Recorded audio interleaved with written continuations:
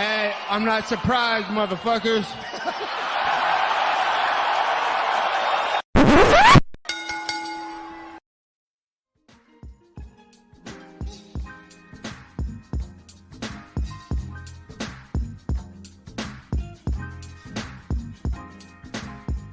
What is up, ladies and gentlemen? Welcome back to Courtside Soundoff podcast. Once again, I'm Josh Evanoff. As always, welcome by the one and only Angel Ortega. We do have a packed lineup today. We also got UFC Vegas 59 and the tough finale to go over. UFC San Diego to preview. Bellator 284 going down this Friday, and then a whole bunch of MMA and boxing news that broke since the last time we talked to you guys. As always, we're brought to you by Rogue Energy. If you want 10% off your order at rogueenergy.com, use the code Soundoff at checkout. Let's go Soundoff at checkout for 10% off of all your energy needs. But a fantastic sponsor of the show for a long time. Go show them some love. Go get yourself something. Get somebody you love something. RogueEnergy.com. Code Soundoff. Last Saturday night from UFC Apex in Las Vegas, Nevada. UFC Vegas 59, also known as the Ultimate Fighter Season 30 finale. No other way to put it. On paper, dude, like, everybody says, like, it's the cards that are the worst ones that turn out the best. And it's kind of, like, cliche at times, and I feel like a lot of time it does not come true. Fuck me, man. This one, I did like a lot of the fights on here, but I did not expect it to go as well as it did. We had 9 fights and 9 finishes, Angel. So, actually, I believe it could be, is that 10 fights? Regardless, every single fight ended in a finish. Every single one. Only the second time in UFC history that's happened. The first was back in, I believe, 2014, in Bisping and Rockhold when they fought in Australia. So, yeah, man. Absolutely insane. Yeah, 10 finishes and 10 bouts. It's the only one, along with Rockhold Bisping in November 2014. So we'll go ahead and hit it off in the main event, man. Jamal Hill, Thiago Santos. Jamal Hill trying to continue his ascent up the light heavyweight rankings, and he does with a 4th round finish. Thiago Santos, man, like, we've had a couple of fights here now. I believe he's lost 5 of 6 or 4 or 5, something along those lines. In a lot of those fights, we have not really seen him. We haven't seen the dog come out of him. We've not seen too many flashes of beyond, like, probably the Glover fight of the old Thiago Santos. This one, the old Thiago Santos was in there, man. He was a fucking dog. He was throwing huge shots. He's even mixing in the takedowns and the grappling. But in the end, still, Jamal Hill, the young lion, it was too much, gets the 4th round knockout. Give me your take on this fight, my man, and give me your take on Jamal Hill's future at 205 pounds. Jamal Hill has done it, Josh. I don't know when it was, but it was a little while back, maybe a year and a half ago. We had a conversation on this show. I don't know if it might have been around the OSP fight, or early on. We were kind of like, we're trying to figure out where he's at. You know, we didn't know exactly his level yet. We're seeing his level, man. We're seeing how good he is. Jimmy Crute, Johnny Walker, Thiago Santos. I mean, that is an impressive 3 right there. Obviously, he got caught by Paul Craig in his submission, but that was really the Paul Craig run, man. You know, looking back, run. And in hindsight, looking back at it, it wasn't bad. It also was an injury, and who knows how the fight would have played out, right? Mm-hmm. Regardless, though, now he breaks into what is he now, top 5? Or is he going to be in the rankings? I believe he'll be 6, because Santos was 6. Just outside. It was impressive, man. He had to fight through some adversity in there because he was getting hit, and they were both slinging kind of wildly at one point. You know, they were both winging shots. They were throwing with a little bit of everything. They were both tired, and his eye was swelling up. You could see there was some difficulties going into those later rounds, and in the end, though, dude, he gets the finish versus Thiago Santos. I like when someone's, you know, obviously a lot plays into it, but someone said, you know, he did what John Jones failed to do. He finished Thiago Santos. That's true. He did. And, yeah, Jamal Hill, man, I mean, he's a guy that I'll be honest, like, I have never, there have been times where, like, I'm like, oh, man, this kid, and I say kid, he's 31 years old, but I'm like, this kid is just, I mean, he could be the future. He could be a future champion. And there are other times where it's just, like, he just doesn't really click for me. During his 3-fight winning streak that we've seen where he knocked out Walker and Crute and now it's Thiago, this kid, man, I think this kid's going to be a future champion someday. I'm going to go ahead and say, man, this kid is just a savage in there. And not everybody, not everybody can get Thiago Santos out of there. Even this kind of shop-worn version of Thiago it's still a dog. It's still hard to get out of there, you know? And, Jamal Hill took some huge shots, man. Especially a couple of those moments. He ended up getting fight of the night for a good reason, man. Some of those moments where they're both just standing in the pocket, winging shots. Probably not the best thing for the future for Jamal Hill. Normally he's a very tactical guy. But, dude, on this night, he was like, you know what? Fuck it. I'm going to stand out and bang it out with this guy. And not too many people walk through a war with Thiago Santos to come out on the other end victorious. So, yeah, man, Jamal Hill, just a new contender at light heavyweight. This division right now is in a bit of a logjam. Well, not even a bit, a really, really bad logjam. What do you think they're going to do? Because Smith and Rakic are both out, 4-5.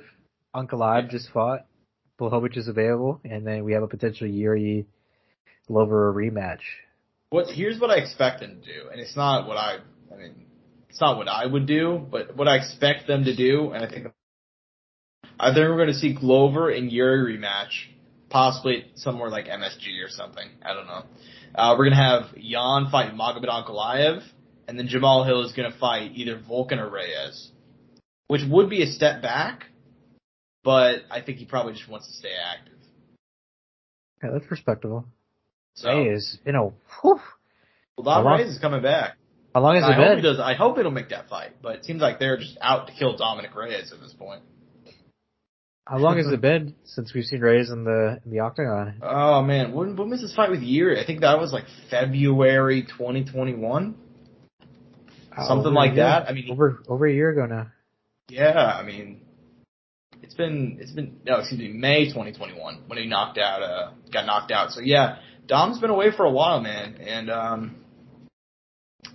I mean, he had a lot of, I guess he had multiple facial fractures in that fight against Yuri, so maybe he should probably take some more time off. But, yeah, man, I think I don't want to see that fight happen, so I'd much prefer Hill versus Ozdemir. I thought, Volkan had a really nice win at UFC London, so, we'll see what happens, man. We'll see what happens.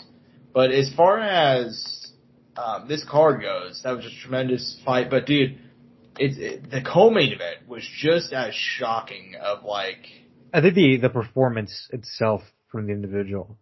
Yeah, exactly. Jeff Neal, who going into this fight ranked 13, he was coming off a win, but it was like a split decision, really, really weird one that could have gone the other way. Before that, he'd gotten dominated by Magny and Stephen Thompson. So it's been rough times for the waiter, the server at Texas Roadhouse, But dude, he's facing Vicente Luque, the most durable guy in the division, and he goes out there and puts a life-changing beating on him. That was just a hard-to-watch fight sometimes. He rocked him in round 1, and it never got any better.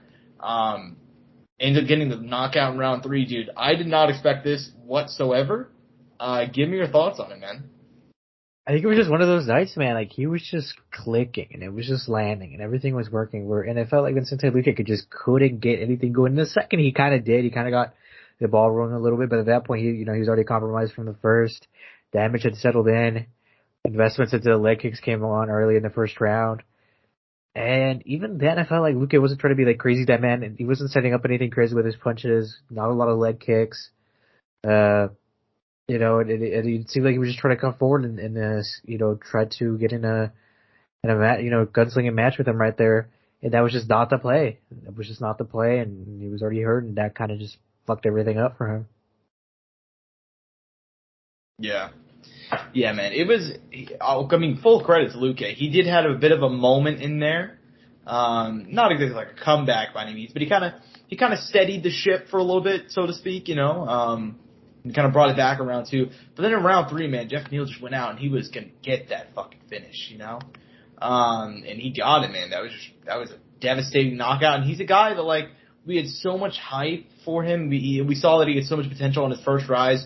And then he had some issues, in 2020, a bit of some law enforcement issues as well. And just to turn it around, man, and show off his, potential we knew that he had in a fight like this. Just a tremendous win, tremendous knockout for Jeff Neal. But dude, we should just move on down. Muhammad Usman, Zach Pauga, the Ultimate Fighter 30 heavyweight tournament finale. Dude, Zach Pauga looked great until he didn't. just seconds into round 2, Muhammad Usman lands kind of like a little checked left hook.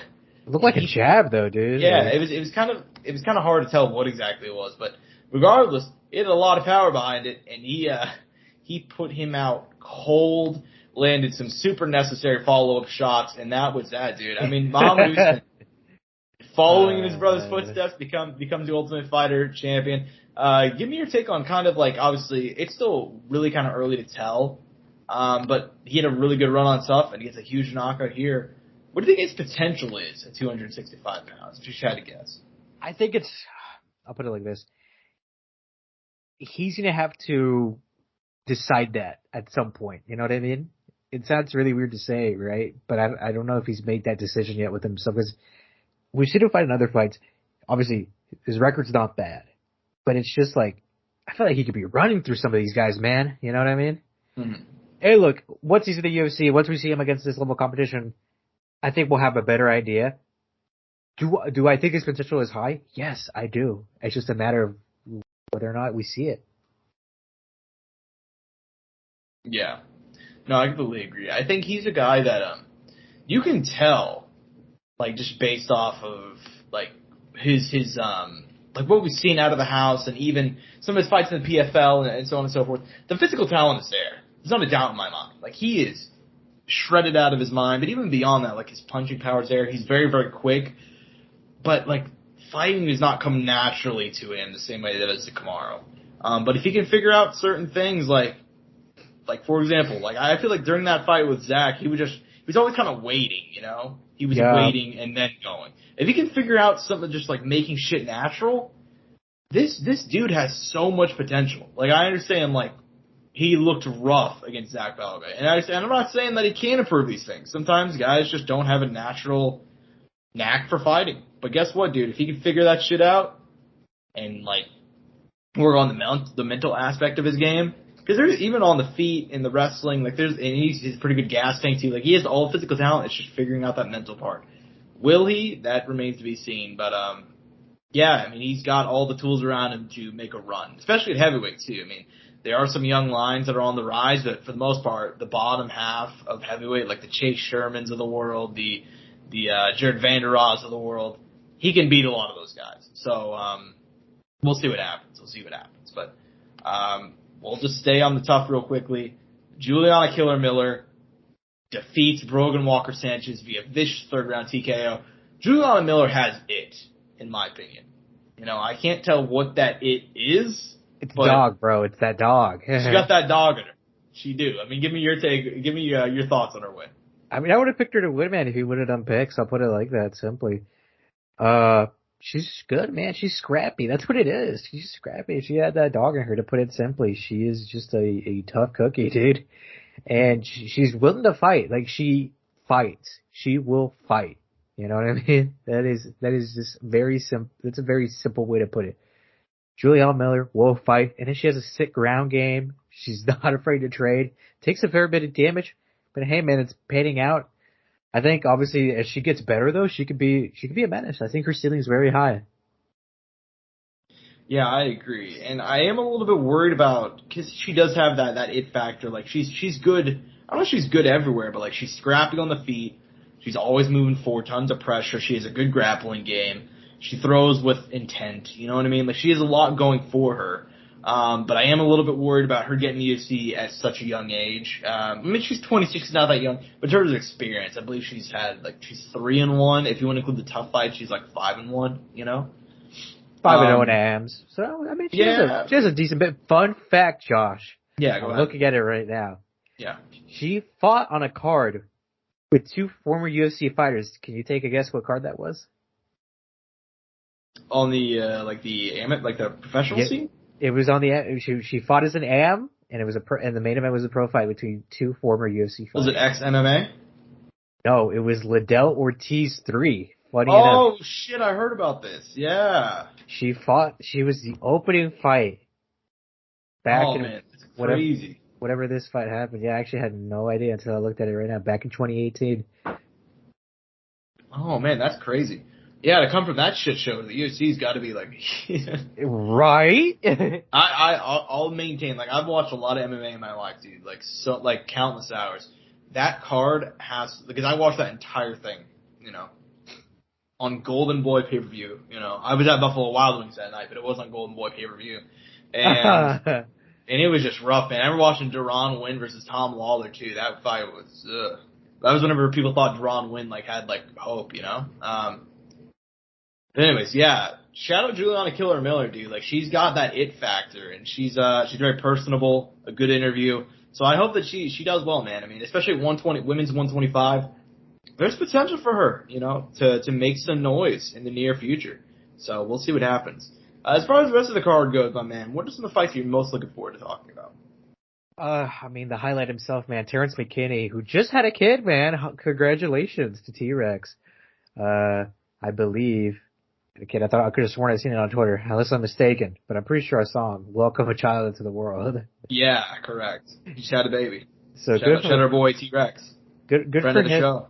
Good for him, man, and getting another finish. No surprise, right? I mean, he did a good bounce back. That Drew Dober fight, man, he shows he's capable of winning those fights. You almost kind of wonder what happens if he had a full camp and fights Drew Dober. You know what I mean? Yeah, I'd honestly like to see them rerun that at some point in the future, honestly. They might. I feel like they should. I think it's a good fight for his opponent too. I mean, shit, I don't think he had an issue trying to run it back if you already know he was winning the fight one time. Maybe he could do it again. Yeah, I mean, he got, fuck, dude. I mean, if you guys got to remember, he went ahead and landed some huge shots and knocked Drew Dober down. Maybe a different referee stops. You know what I mean? He was inches away from winning that fight. So, yeah, man. As far as he goes, he has so much potential. He is really, really good. So Terrence McKinney, he's a guy, only 27, and like you said, that one loss in the UFC is the Drew Dober, and that was a short notice one where he nearly knocked him out, and that was his second fight in 3 weeks. So, yeah, man, Terrence McKinney's a bad motherfucker, and we're gonna see him a lot in the future. So I'm very, very excited for him in his future. Sergey Spivak, the polar bear. I've given this kid a tough rap, man. Probably just because first impressions are a hard one to shake, and I'll admit I was wrong about him. That first fight when he came into the UFC, he would have been 24, 23, and he faced Walt Harris, and he got knocked out cold, and he got beaten by Tybura not too long after that. I was wrong about this kid, dude. This kid has got a lot of talent, and he's shown it during his stretch. Even though he lost to Tom Aspinall in September last year, he's won 5 of his last 6 with wins over Oleinik in there, Greg Hardy, and now Augusto Sakai, just dominating him, getting the knock, getting the TKO here. This kid's got a lot of potential, man. I mean, we got to remember he's only 27. He has great grappling. It seems like his striking starting to come along. May have a contender at 265, but we'll see what happens, man. We got to give a shout out to our boy, friend of the show, Sam Alvey.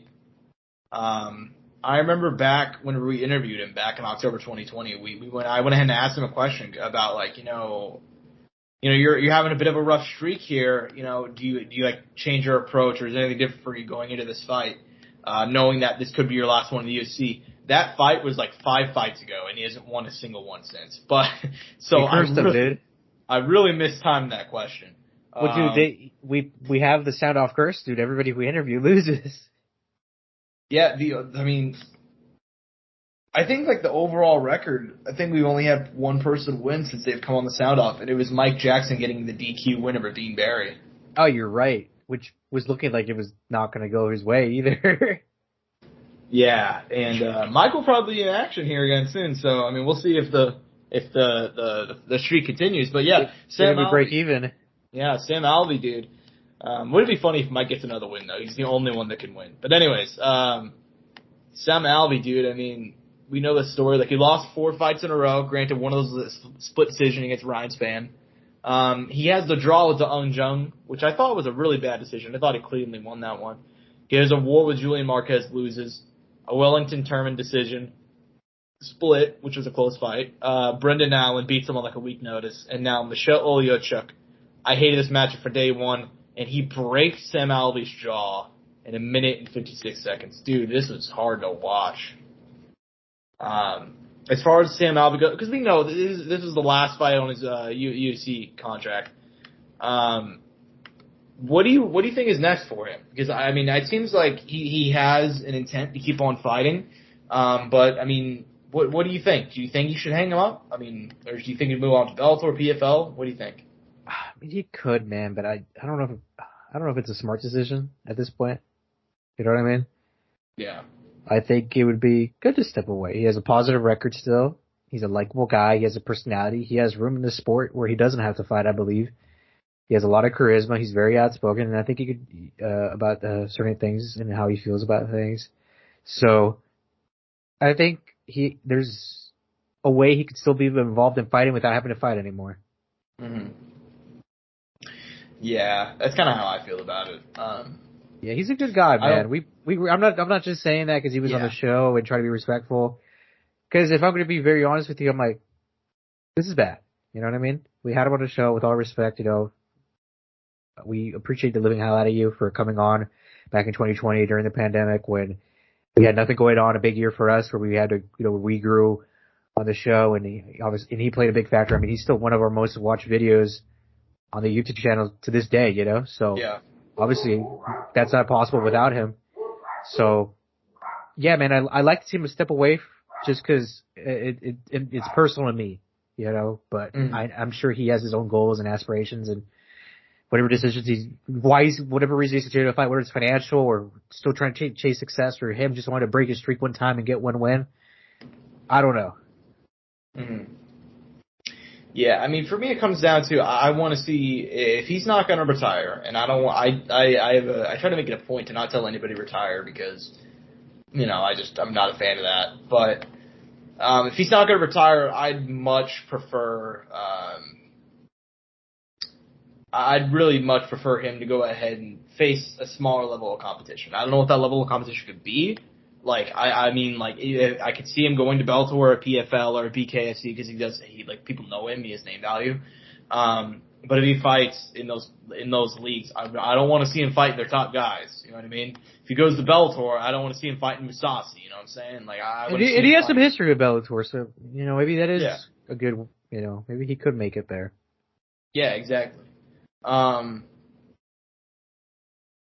Yeah, I'd much rather see him fight lower tier guys. I mean, that's just my opinion. He's not a bad guy, and like you said, he came on the show, so we are like a little biased, but that's not even why. He's a good guy. He has I believe 5 kids. You know, like he does not need to be fighting guys like Michelle Oleochuk, who's 27, a monster on the rise, won 3 of his last 4. So I don't want to see that. I don't want to see that shit. So.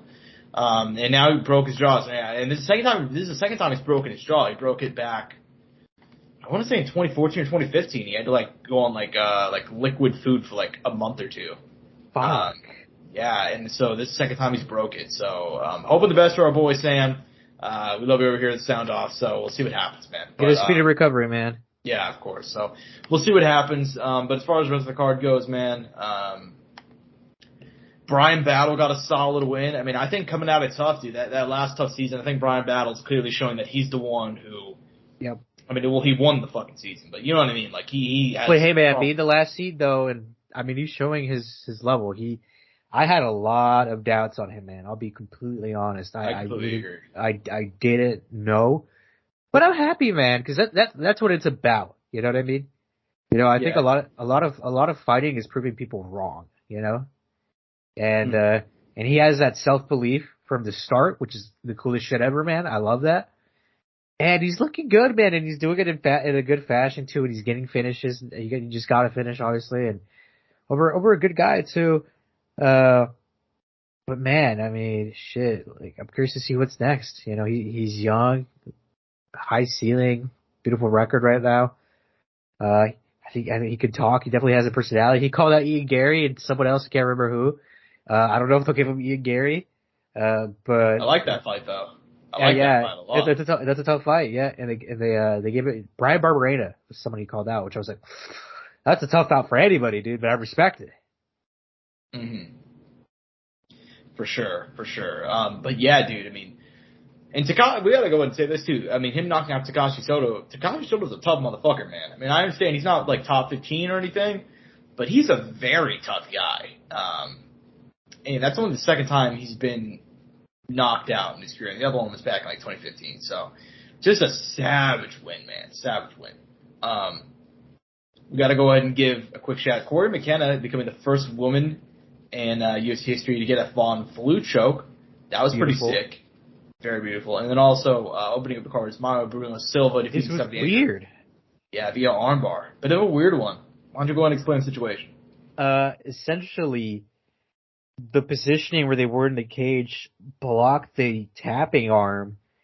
The referee didn't see it. Bueno Silva said that she let go of this submission out of respect for her opponent. Stephanie Edgar didn't really protest. They went to a vote on the judges panel. They happened to land right in front of one judge. I don't know how the judges voted, who said yes, so they saw it. They tried to give us multiple angles. We could not find it on a replay. And apparently a judge said that they saw it, and that was it for Stephanie Edgar. And Stephanie Edgar didn't really try to protest it, so that's why I didn't really have an issue with it. But yeah, a lot of respect for Bueno Silva if it was, she actually got the submission and she felt the tap and obviously tried to respect her opponent. Mm-hmm. Yeah, for sure. And overall, dude, just a bit of a weird situation, but yeah, I mean, solid performance by her. And that was the last fight, and every single one, like I said earlier, every single one ended in a finish. So it was a fun night, man. Very fun night. But yeah, man, moving on to this weekend, hopefully we get a card that's as good as this one, but I very much doubt it. But hey, this one's not great on paper, so we'll see what happens, man. Haters. Yeah, UFC San Diego. UFC San Diego going down this Saturday from the Pechanga Arena in San Diego, California. Bantamweights, ranked bantamweights headlining the card. Marlon Chito Vera taking on Dominic the Dominator Cruz. Two guys looking to break into the top 5. Actually, I think one of these guys Vera's already top 5, excuse me. Just get that next title shot, though. Obviously Marlon Vera riding the 3-fight winning streak, dominated Rob Font last time out before they knocked out Frankie Edgar. Dominic Cruz, man, despite the fact, all the injuries, the age, 36, sticking around, doing the damn thing, 2 wins in a row, and ranked number 8 as of now. So give me your thoughts on this fight, man. It's a banger, man. Cheeto's really getting it together. Dom Cruz is a fight he's been wanting for a while, apparently. They put pen to paper. They got it settled. They're going to do it in California. Beautiful place. And this is it, man. Cheeto wants to get that title shot right here. This is the guy, the legend of the sport, one of the GOATs at 135, if not the GOAT in the eyes of some people. Dom Cruz, man, at his older age, he's still doing it somehow. Getting it together. We've seen... He has slowed down a bit, Josh. We can see that a little bit. Obviously, there is some people say that he's been figured out, that there's a game plan out there. And for Chito Vera, man, I'm curious to see what he does, man. He has the age, he has the speed on Dom Cruz. He doesn't have, obviously, I feel like at the highest level, I think Dom Cruz has the experience. Obviously, a very intelligent fighter, a very cerebral guy when it comes to the game. He obviously has done a lot of commentary in his time. Has seen a lot of Cheeto's fights too. He's very aware of what he can do. My big thing going into this fight is how is Dom Cruz what is his prep plan going into this fight, and how is he going to implement his game plan in the fight? And for Cheeto, is he going to be allowed to do the things he wants to do? Like the elbows, the potential spinning attacks, letting his hands go, the variety of leg kicks. Because if he gets it going, and with the speed advantage, I'm curious to see if Dom Cruz can handle it. And I'm curious to see if early on he invests into those leg kicks, get rid of Dom Cruz's mobility, get rid of that figure 8 movement that we always talk about, and potentially could get a finish over Dom Cruz. I mean, I don't know if he will, but if he does, that'd be pretty crazy. Mm-hmm. Yeah, for sure, man. And you kind of brought up, is there kind of like a blueprint out on Dom Cruz? Kind of, but also it's kind of hard to tell and attribute it to age or whatever whatever it may be. And also you got to add in the fact that, I don't think there is a blueprint. I think the way that he's lost recently, and by recently I mean, he lost to Garbrandt in December 2016 where Cody just had the night of his life. And then he lost to Cejudo in May 2020 where he came in on short notice and, so on and so forth. First fight in 4 years and so on and so forth.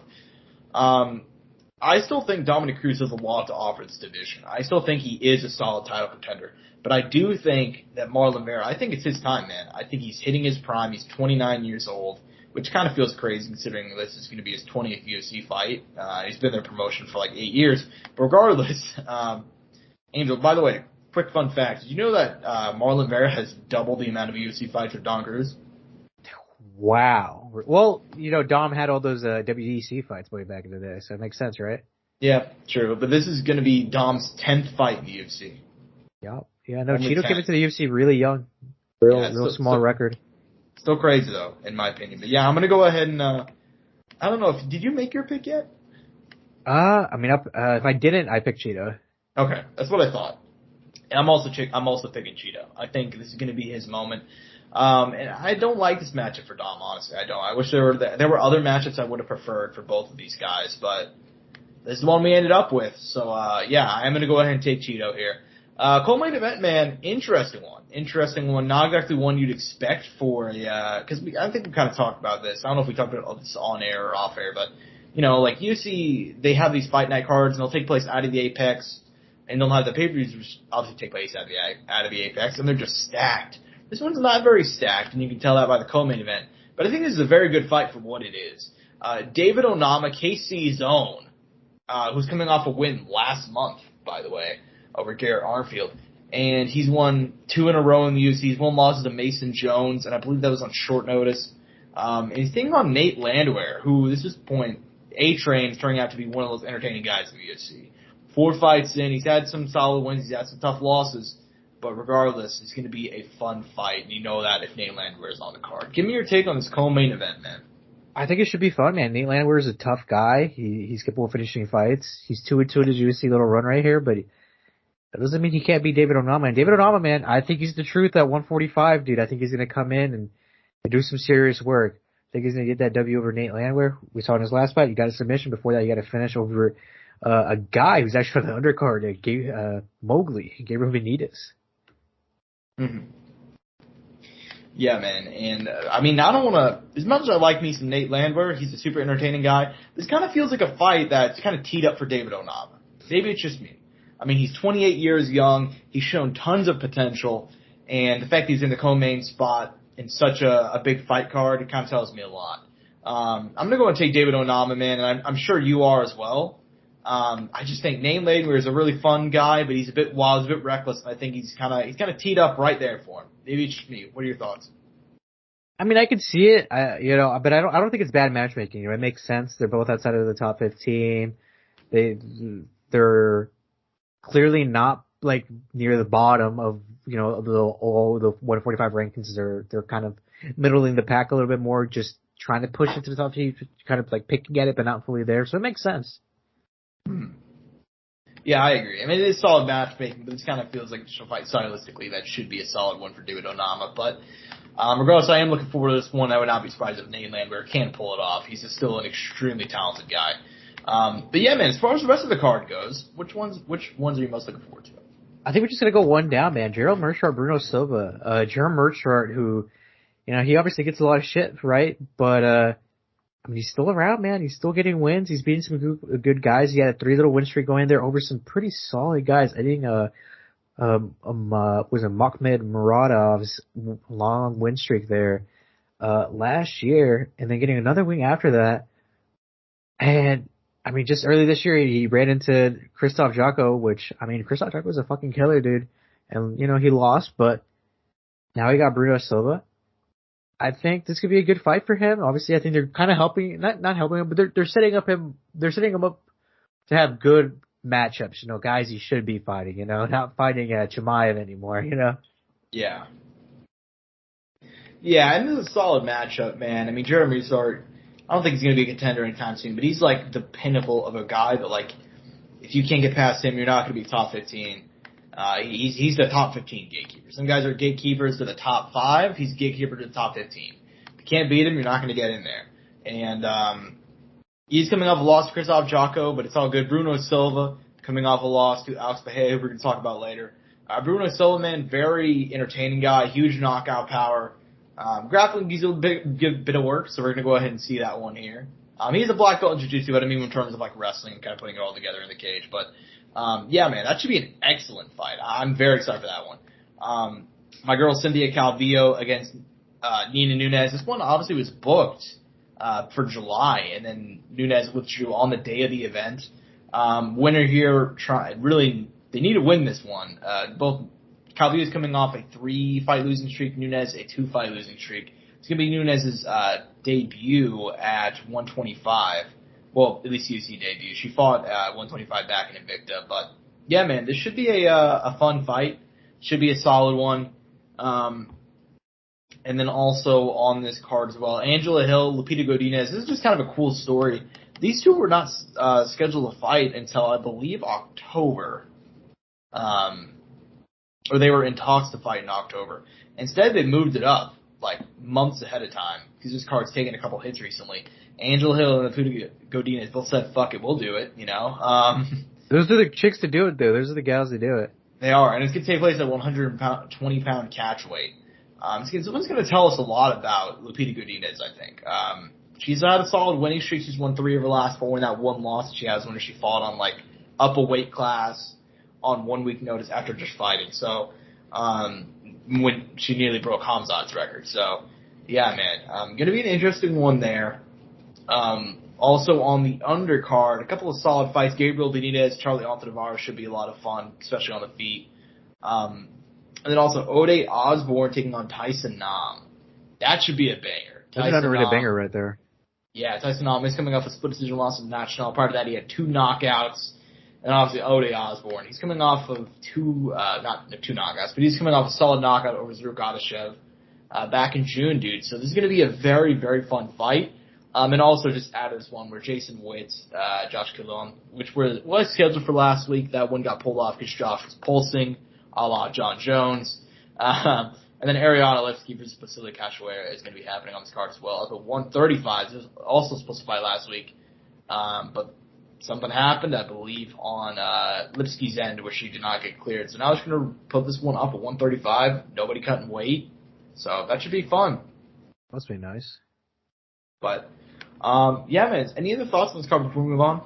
No, man, I think we highlighted through really quick. I think this is one of these cards that we'll have to see play out to kind of potentially appreciate, you know, more. Yeah. Hopefully it does. I think no matter what, the main event's going to be amazing. Obviously, a 5-rounder between Cheeto and Dom is great. I mean, that's a pay-per-view, you know, co-main at worst. You know what I mean? Yeah. Yeah, and honestly, like, this card does have a couple of, you know, it's a little bit rough on paper, but there are still some fun fights, so it should be a lot of fun come Saturday night. But it is not the only MMA card that we got. In fact, we got one on Friday night, and dude, the Bellator, like, they've kind of had like a bit of a weird stretch here. I mean, we kind of talked about it, where like sometimes they'll load up on cards, sometimes they won't. This card is fucking loaded, in my opinion. For Bellator standards, I love this one. Bellator 284. Going down from the Sanford Pentagon in Sioux Falls, South Dakota, a welterweight main event between two just guys who are going to put on an absolute banger. Neiman Gracie, who is coming off a loss to Logan Storley, taking on Goichi Yamaguchi, obviously moved up the welterweight back in April, former contender down to 155. And, dude, these guys are going to go out here and put on a grappling clinic. I'm super psyched for this fight. This is a fight that makes me glad that Bellator has 5-round main events. You know what I mean? So now, right? Yeah, give me your take on this one, man. I'm very excited for this fight. It's a banger. You know, I got really excited for it when it got announced. Obviously, Goichi's like one of those guys that I'm just like really like just enjoy his fights a lot. I like his fight style. I like that he's pretty well rounded everywhere. I do think in the stand-up though, will be a bigger threat against Neiman than Neiman will be on the feet. On the ground, though, I guess we'll see, man. I don't want to, you know, jiu-jitsu's an interesting world. You know, I don't want to, you know, go one way or the other. But, I mean, if we really had to, I'm assuming probably Neiman, right? But MMA jiu-jitsu is a different story at the end of the day. Mm-hmm. Yeah, exactly. And this one is going to be a banger. 2 very entertaining guys, especially on the mat. Both these guys, I mean, I need to talk about how Goichi's extremely entertaining. I do agree. Neiman's right there, dude. Neiman's had multiple fun fights in Bellator, and he's a guy that, like, I always feel like he's one step away from being a champion. Like, he's so close, but, like, he just can't break through at the top level. Like, he's had some good wins, Ed Ruth, John Fitch, but he just one step behind those top guys. He just can't seem to get over that hump. I think the winner here is right in line. Maybe not for a title shot, but they're going to be right there. What do you think about this one, man? I mean, who are you picking on for Friday? I got Goichi, man. I think he's got it back. Fair enough. I could see that happening, but I am going to take Neiman Gracie. Oh, I like it. Yeah, I think Neiman's the better grappler. I think the fight's probably going to take place on the mat. I think Goichi can compete with him for sure, but I think he's going to be a smaller guy. I don't think his jiu-jitsu is as good, and I'm going to go and take Neiman Gracie to get maybe not the submission, but I'm going to go and take him to get the win. I think it's going to be a fun fight, though. I would not be surprised in the slightest if Goichi comes out here and gets a big win to cement himself as one of the top 170ers. But yeah, man, we'll see what happens there in the main event. Co-main event, though, Valentin Moldavsky, the former Bellator interim heavyweight champion, coming off a loss to Bader in January, but he's going to be taking on Steve Mowry, who's one of these guys Bellator has positioned as possibly one of the future, like, champions of the division. He's 6'8", he's a monster, he's undefeated at 10-0. If there's a fight for him to break into the rankings and get himself into possibly even a title shot, it's a win here against Valentin Moldavsky. Do you think he gets it done? Dude, Steve Mowry is a fucking giant. Let me tell you. He is a fucking giant. He's a beast. He has a lot of finishes. He has a strong ground game. I don't know. Against Moldavsky, he's going to have some trouble. I don't know if he'll be able to take him down on the feet. I think it'll be pretty close. But Moldavsky's fucking mobile as shit, man. I'm curious to see how Mowry takes advantage of his size, because he's listed at 6'8". Mm-hmm. Moldavsky's 6'1", according to Tapology. Yeah. This is crazy, man. I'm curious to see if the Americans will be able to do it, man. To be American versus Russia, I mean, that's a matchup a lot of people love, you know? Yeah. I'm going to go with Moldavsky. I think that's kind of a safe pick. But I can see Steve Mowry coming out here and getting a W. That's a close fight, though. It is a close fight. And it's pretty rare that we go ahead and split, like, we're just going completely different. But I'm also going to go ahead and go against that. I'm taking Steve Mowry, dude. I think this giant is it's the right time, the right place, man. I think that he is on a great winning streak. I think he's the future of this division. And I think he gets the job done, man. I mean, Valentin Moldavsky has had some solid wins, but I don't necessarily think that, I don't know, man. I've never been as impressed with him as I kind of, you know, as much as Bellator kind of puts him out there. It's kind of hard for me to explain, but as much as Bellator puts him out there, I've never been as impressed as they kind of want me to feel about him. You know what I mean? Like, he's had some solid wins for sure, but I think Steve Mowry just has it. You know what I mean? So I'm going to go and take him to get the dub. But yeah, man, this card's very, very solid, dude. This is a very, very good card. Alima McFarlane is going to be back as Bruna Ellen. Obviously, Alima fought earlier this year in April. I'm surprised she's fighting as quick as she is, because she actually had like a really bad neck injury. I still don't remember the exact extent of the damage, but I know that she had to go spend a couple days in the hospital after that one. She's back against Bruna Ellen, so it should be a fun fight. But Alima has already talked about how she's, you know, retirement's coming up way sooner than she expected because of a lot of injuries that she's had. So let's hope that she gets, you know, a win here, but that should be a fun one. Saeed Samoa back against Gökhan Sekram on the main card on Showtime. And then Austin Vanderford is going to be back for the first time since his loss to Gegard Mousasi in February. He's taking on Aaron Jeffrey. It may not be a huge name to a lot of people, but he did make his Bellator debut earlier this year, and he's stepping in on short notice. And he's an interesting prospect, man, out of Canada, 29 years young, and he's had a couple wins in a row. Formerly fought in the Contender Series, lost to Kyle Barallo. But he also holds wins over, you know, Andre Petrofsky. He's beat a couple of other good guys in the amateur scene. So yeah, man, this should be a solid fight. Yeah, man, any other fights you're kind of looking to talk about on this Bellator undercard? I mean, I don't know. Did you highlight Josh Hill? I did not, so go ahead. Man, so he's back at 135 against Marcos Moreno. Is this his Bellator debut? Yeah, this will be his Bellator debut, coming off a big LFA win against Ari Farias. So here's to see. I don't know, kind of giving one there to Josh Hill, trying to welcome the newcomer. Mm-hmm. Yeah, that should be a fun one. Josh Hill, one of the best guys. Like, Well, in that division, I guess I should say. But anyways, as far as the rest of the card goes, there's not a whole lot to highlight, at least on like beyond the main card, besides Josh Hill. But I do want to go ahead and give a quick shout out to Pat Downey. Very interesting guy, like a very complicated history. Has a lot of legal issues, but whenever he keeps his nose clean, guy is an insane grappler. Very, very good. And he's making his MMA debut on the undercard against Keys Nelson. He was supposed to fight earlier this year, but he had some like health stuff that kept him out. So this should be a very, very fun fight, and I'm very, very excited for this one. Pat Downey, dude, 30 years old, so maybe it could be a bit late, but if his wrestling translates from his amateur days, we'll see like an immediate contender. Like, this guy's really fucking good on the mat, so it'll be fun to watch. But yeah, man, a solid Bellator card. Nothing that in terms of like the headline, a lot of people may look past that, but on paper, like fight wise, you're in for a hell of a show on Friday. So very, very excited for that one. But Angel, we do got some MMA and boxing news to hit, and we actually have a fair couple of topics. There are even a couple of topics that I left off just because there's so much news that's broken in the last week. But we'll go and hit it off with actually YouTube boxing. That whole YouTube boxing scene. Obviously, we were looking forward to KSI versus Alex Wasabi. That was the only card that had not fallen apart in YouTube boxing over this summer. And it's done. It's gone. Luckily, it wasn't KSI, who most people were looking forward to seeing, but one half of the headliners was out. Obviously, Alex Wasabi apparently suffered a concussion in training.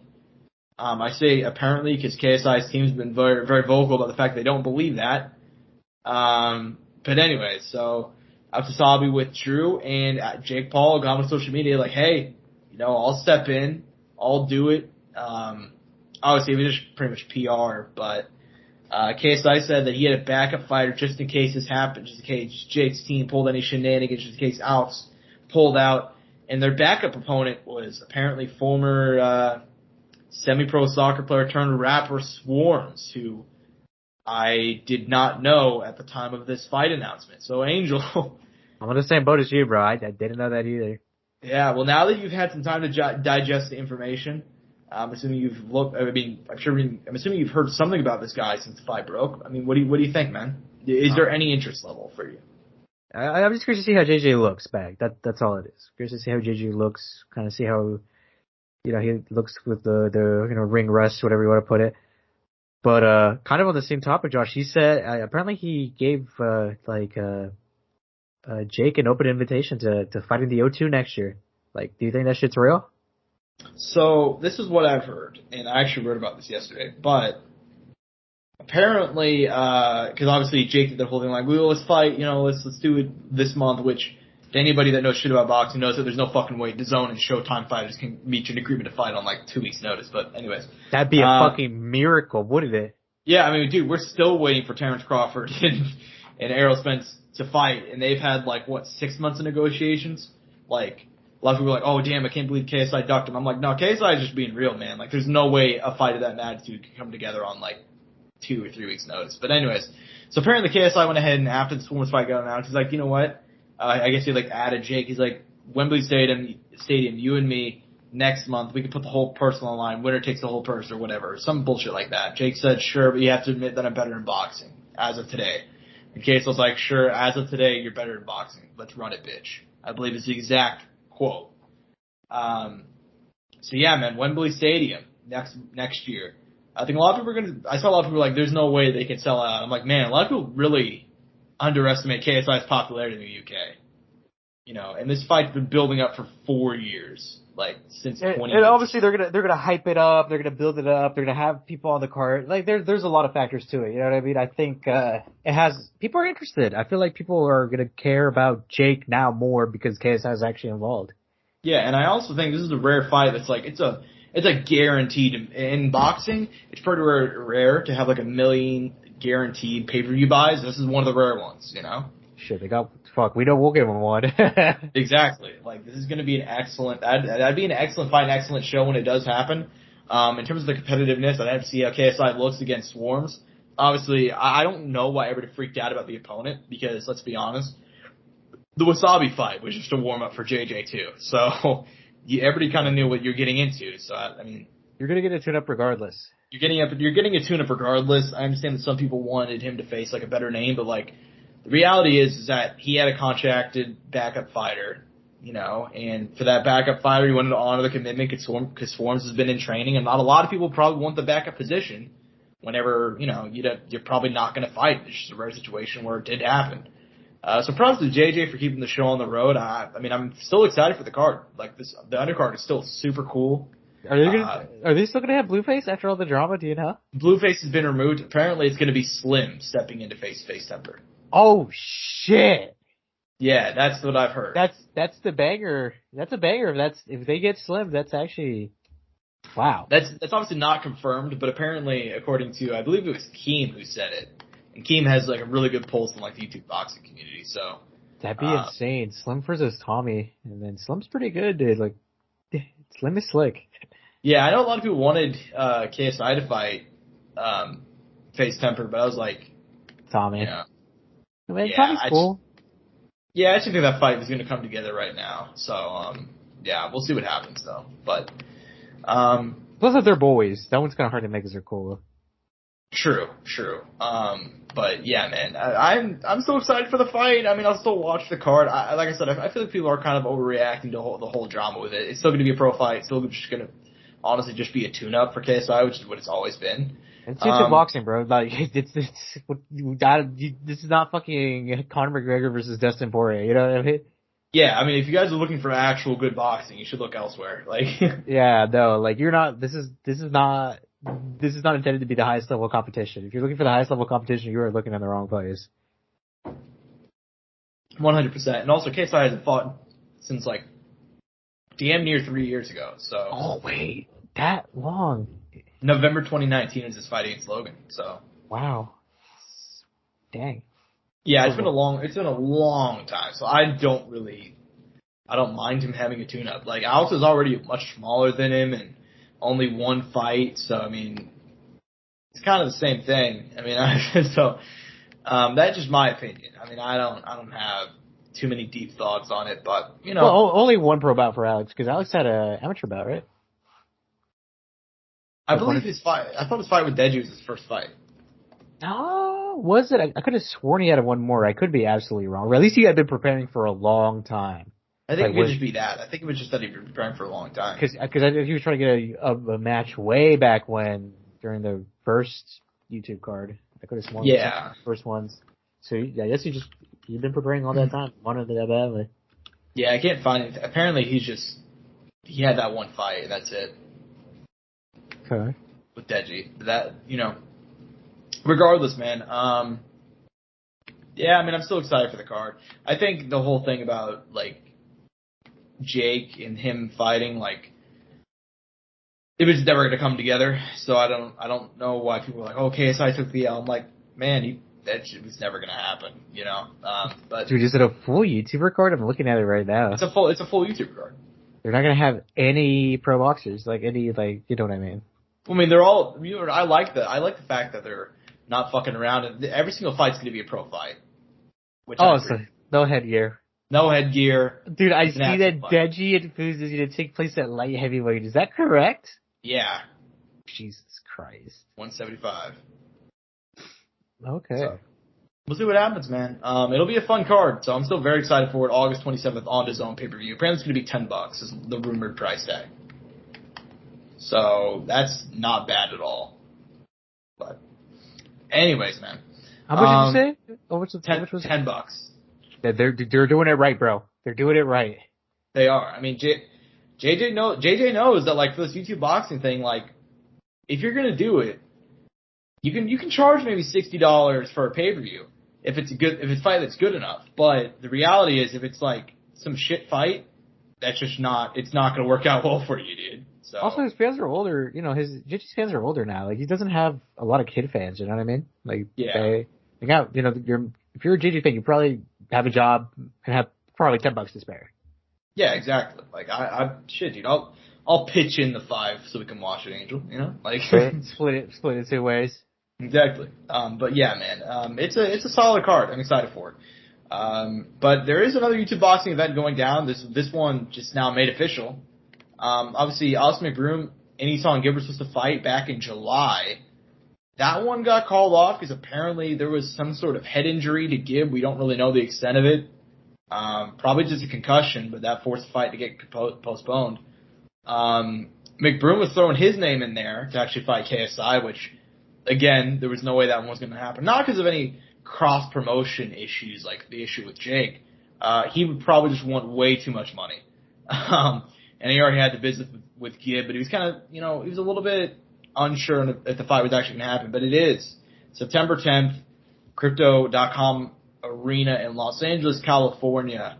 Austin McBroom taking on Anyson Gibb up at cruiserweight. It's official. Gibb has been cleared. And so with that, it's back. Obviously the main card.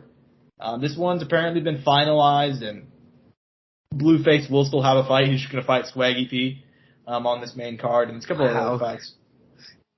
Yeah, I'll be honest. We're going to get a boxing match. Yeah, I don't have too many thoughts on this one, but this kind of just confirming it's been rebooked. We'll have to watch it play out because there's a lot of YouTube boxing going on right now. There's a lot of movements. There's a lot of potential matchups. And if Slim comes into the picture, that Saudi money's a thing, man. Money kicks. He was on a. Money Kicks gonna be. He's making his pro debut on the undercard of AJ Usyk. Yeah, that's the thing. So there's stuff going on there. You know what I mean? There's events. And there's pull in the Saudi market if those guys, there's something there. You know what I mean? Yeah, I remember hearing a rumor that the Saudis tried to get before COVID hit, they tried to get KSI and Jake to fight. They were apparently offering him money, so they're throwing money around like crazy. So I would not be surprised. But yeah, not too many thoughts on this one. Just kind of saying that is official. Obviously, we'll talk about it more when it actually comes, and if it does actually happen. With social gloves, it's never a guarantee. But anyways, so more kind of just moving on to the MMA news, moving past the boxing stuff. Tony Ferguson, after his loss to Michael Chandler, he kind of made it known that I'm actually going to look for an actual camp. If you guys don't know, Tony's essentially been having his own camps, essentially for his entire UFC career.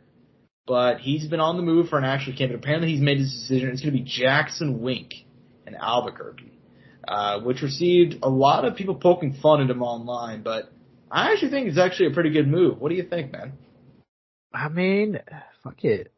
Why not? He's coached a lot of champs. It only makes sense, right? Mm-hmm. Yeah, and Jackson Wink for a long time. MMA fans, I saw a lot of them were shitting on this move, but the reality is, man, if you've been around this game long enough, you'll see every single high-level gym come and go, and everybody's like, oh my god, this guy's the greatest coach ever, and, this gym's the greatest gym ever. Angel, remember this time last year we talked about Trevor Whitman and how good that gym is? It still is.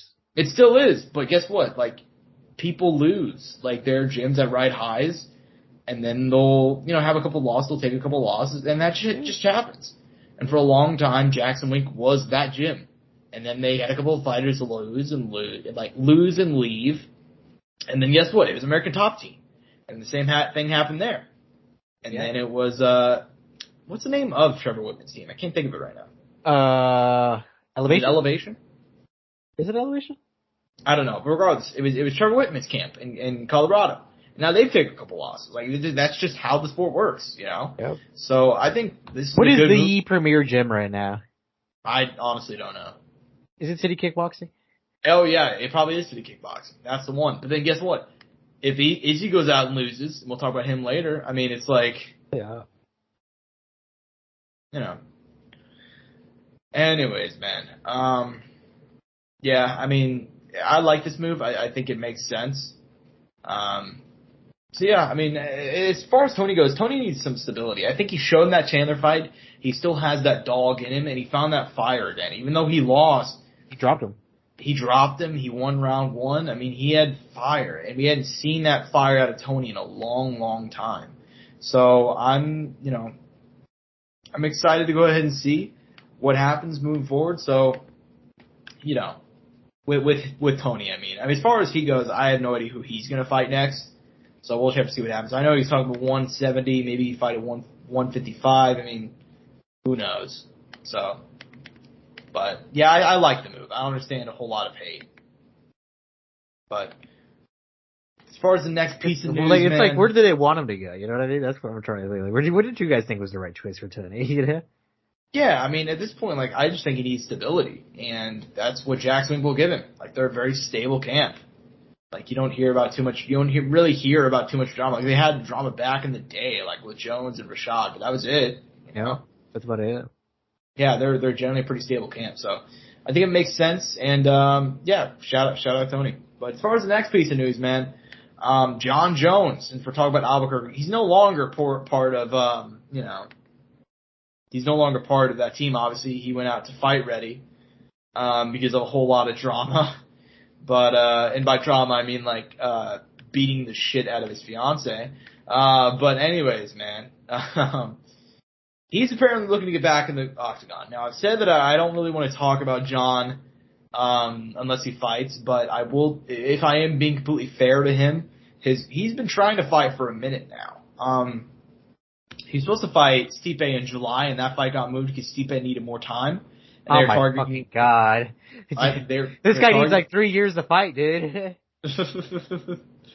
Apparently, he wanted, and they were going to do it in September, and now here we are in August, and that fight's not been announced. And then apparently looking at October, and they might be looking at MSG, and so on and so forth. Apparently, John said that Francis is back on the table. Apparently, he's talking to the UFC, and Big Franny could be coming back sooner than expected. This is not really going to be a discussion of like which fight is more realistic, but as a fan and as like just a neutral observer, Angel, let's say you are Dana White. You are now $500 million richer, and you can give it all to the Nelk boys. But you can make the fight.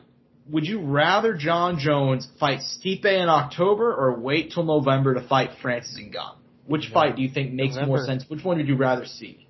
November for Jones and Ngannou. Fuck it. Put the belt on the line. We waited this long. Give us the best we can. Yeah, that's kind of where I'm at too. That's what I think makes the most sense. You got me hyped up even when you said it, dude. Yeah. I'm like a little excited now. What the fuck? Same, dude. I'm hyped too, man. I think it's the fight that makes the most sense because the reality is that if you're going to go ahead and sit and wait for, you're going to go ahead and sit and wait for Jones, and you've been waiting so long. Like I said, I think I said it like maybe even last week, but dude, like we've been waiting for Jones to fight. Like he's been out of action. Last time John Jones fight, COVID was not a thing. Like it was February of 2020. Like it's insane to think about how long he has not fought. Like think about how radically different the world was whenever he last fought. So, I mean, yeah, man. I at this point, we've waited long enough. Let's make the best fight we possibly can, and the best fight is John Jones versus Francis Ngannou. Like that is a huge fight. It's one that I'm personally interested in. I kind of have John Jones. Like I'm tired of hearing about him, but at the same time, like John Jones versus Ngannou is like, let's fucking go, dude. You know what I mean? Like that's an awesome fight. Even me, I'm excited for it. So. Yeah, man, that's the ideal scenario. That's the ideal situation, but we'll see what if it happens with John and with the UFC and all the drama with Ngannou and Stipe. Like this division is so fucked up for the top, man. It is so fucked up. I feel bad for everybody else, but yeah, man, that's not the only piece of news though, Angel. We got a huge fight announcement. Not too many bigger than this one. Well, actually, I guess it's 2 fight announcements. I guess one of them is not official yet, but one of them is. We'll start off with the one that is official. UFC 281 going down to the Mecca, Madison Square Garden in New York City in November. As bad as good as it gets, dude. Like this is the one of the biggest arcs of Izzy's career. He's gonna be taking on Alex Pereira. He's making the quick turnaround. He just fought last month. He's already got a fight booked. It's going to be his 3rd one this year. Obviously, dude, we knew this fight was coming, but now that it's official, what are your thoughts, man? I didn't think it'd be this quick, man. I'll be honest with you. I knew it was going to probably happen at some point, but I didn't think it'd be this quick. Less than a year, right? Correct. Holy yeah, shit. I mean, Alex made his debut at MSG last year. So there you go. At the end of last year, yeah. Yeah, at the end of last year. So 1 year later, he's fighting for the title. I mean, this is the fight, man. This is the fight for Izzy. It's the one that they both wanted. Yep. And for Izzy, dude, I think this is like... You know what this shows, Josh? Huh. This shows the UFC can write any narrative they want. Oh, fuck yeah, dude. I mean, that's the way that it's been, though. You know what I mean? But this makes it so blatantly, disgustingly bad, though. Well, yeah, and I agree, but a lot of people don't necessarily care. Oh, I mean, that'd be a good fight. Look, we're probably the only people who like said it, but like the fact that they fast tracked like Pereira has never really sat well with me. But same. He did have to win the fights to get there, you know. But even then, from day one, I called this shit like literally damn near to a T. I said that he's gonna fight 2 cans. Granted, he didn't fight cans. I mean, Andreas Machildas was kind of a can, he's not even in the UFC anymore. But Bruno Silva's a good guy, you know. Not top 15, but he's a good guy. And then I said he's gonna fight 2 cans and then fight Darren Till. He fought 1 can, 1 okay guy, and then Sean Strickland. So I was right there, you know. The way you worded it. And Sean Strickland. But it's interesting, right? Because I don't like the fact that fast track Pereira, but Angel, like, there are moments in great fighters' careers where, like, it's a turning point for them. This is Izzy's point where, like, he's stepping up to the plate. It's like the bottom of the 9th, you know? Like, they need to score the run. Dude, like, this is the moment where, like, he's lost twice to this guy. And I understand it's in kickboxing, but fans don't really care, and fans didn't watch either one of those fucking fights, so they don't even know. They show that Pereira won the both. And he's fighting this guy. It's going to be in the UFC. He defends his title. He can earn another title defense, but it's more than that. He can get redemption. He can redeem himself for his last couple of fights that have been meh. You know what I mean? This is the big one where it's going to be like, if he wins this, he's right there in like the all-time great discussion. Even if he wasn't already there already, which I think he was, he has so much potential to take him forward. You know what I mean? It is an excellent fight, especially on the feet. Like I said, I still don't know how I feel about them fast-tracking it. It does feel a little bit scummy, but I don't know, man. I think, like, this is still an excellent fight, and I'm still very excited for it. But, yeah, man, that's not the only fight that's rumored for MSG. In fact, they have another huge one, and obviously we don't know the full extent of this one. This one's not been confirmed. They said they're targeting MSG, but obviously in this business, until it's signed, it's not official. Yep. We just did talk about John Jones, but apparently the UFC is looking at Michael Chandler, Dustin Poirier to not only, you know, take place, but they want that shit to be 5 rounds, Angel. Yep. They want that shit to be 5 rounds. Yep. What do you think about that one? It's a banger, man. Those guys have serious beef, and like they say, you know, it's a better fight when it's a real fight. You know, the guys actually don't like each other. Yeah, for sure, and they do not like each other. Obviously, I don't remember which card it was recently, but Dustin went ahead and went and confronted Chandler. They had some words, and yeah, man, I'm very, very excited for this fight. I mean, it's the one that makes the most sense to make, I think. And the interesting part is that despite both these guys kind of being a bit up there in age, and they both had some wars recently. Make your money. Winner might get a title shot, Angel. That's depending on how, yeah, depending on how Charlie Olives. See, that's tough for Dustin. 2 title shots, and he's lost both. I mean, he won the interim title against Max. He did. And then he lost to Habib, and then he worked his way back, and then he lost to Charles Oliveira. So, yep.